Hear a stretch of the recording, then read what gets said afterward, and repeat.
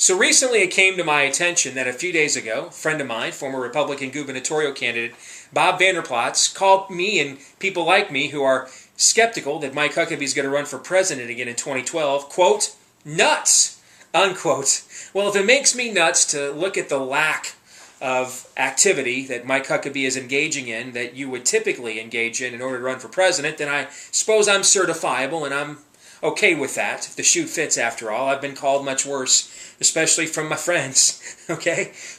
But in the larger context, I've gotten a lot of response to my video blog I did a few days ago about that perhaps there won't be a Huckaboom in 2012. And a lot of it from people that in the past I've been very friendly with, allies with, and of course I was a very open and enthusiastic Huckabee supporter in 2008. So people are like, hey, some of these folks are like, are you undercutting our guy before he even has a chance to get out of the gate? And I'm not doing that at all. In fact, let me clarify something. I probably should have said this a few days ago. I understand the idea of, this is an awesome responsibility being the President of the United States. Running for it is difficult enough. The job afterwards is hardly a reward, except for a few perks here and there, but rather it is a solemn duty, or again, I'll use the phrase awesome responsibility. And especially if you're going to be a person of faith. I really respect somebody who says, I want to pray this through, I want to make sure I'm doing the right thing, I want to make sure that I'm called to do this. And, when I've made major decisions in my life, like the one I recently made when I left WHO, I've hopefully tried to do the exact same thing, and I've asked people to hold me accountable to that standard and make sure that I did. But I would also say that we're sitting here now, and it's March 14th. The Iowa caucuses are about 10 months away.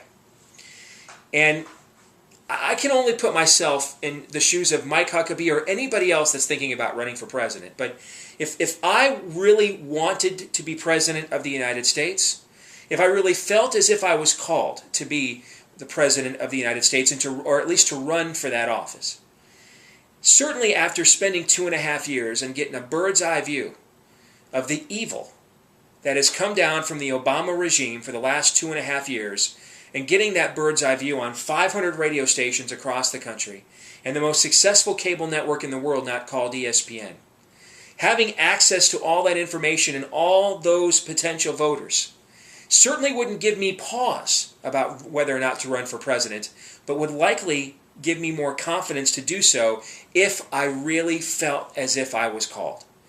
Because to me it would seem as if, if I'm watching everything that's happening to my country, and it doesn't instantly compel me, maybe even against my own will, but a sense of duty doesn't compel me that says, hey, somebody's got to do something about this.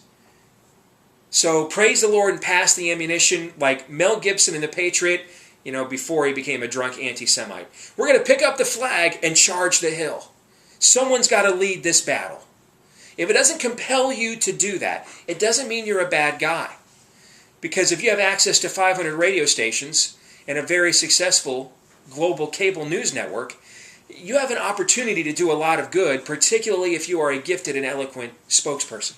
You have a great opportunity to advance an agenda and advance a worldview and help those who do feel that calling. It doesn't mean you're a sellout. It certainly doesn't mean you're a bad guy if you don't have that compulsion. But you know what I think it might mean?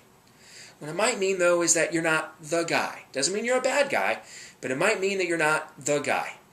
It's been my experience, both in my own life and dealing with other leaders that I know here in Iowa, that at times they do this against their own will. I know that may sound bipolar or schizophrenic to those of you watching this that don't understand faith or the powerful relationship between ourselves and God when that relationship is intimate.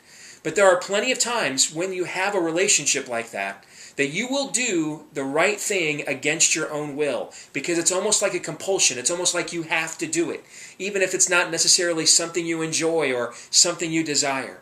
And to me, wanting to be the president of these United States that are in the predicament and the shape economically and morally and spiritually that they are in at the moment, and are likely going to get worse between now and the next presidential election, isn't something that you would have a desire for out of ambition or fun if you're truly a person of faith, because you would understand the solemn duty and the awesome responsibility that you're about to undertake.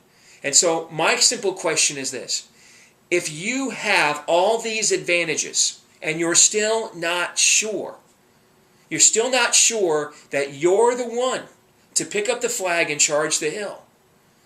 You know, it is possible that you're not the one. Because if it was me and I had that kind of ability to communicate, the kinds of resources at my disposal that some of these people do in leadership. And to me, when I added up that equation and it didn't say that means run for office, but instead do something else, or I wasn't sure that it meant run for office, then again, it doesn't mean I'm a bad guy. It just means that maybe that's not my role. I'm not the guy. Because what we need right now is someone that has as much desire to undo the Obama regime as Barack Obama does to sustain it. Anything short of that won't be successful. I'm Steve Deace. Thanks for joining us here at stevedeace.com. You can email me, steve@stevedeace.com. And check us out on Twitter, Steve_Deace. And check out Steve Deace on Facebook. God bless.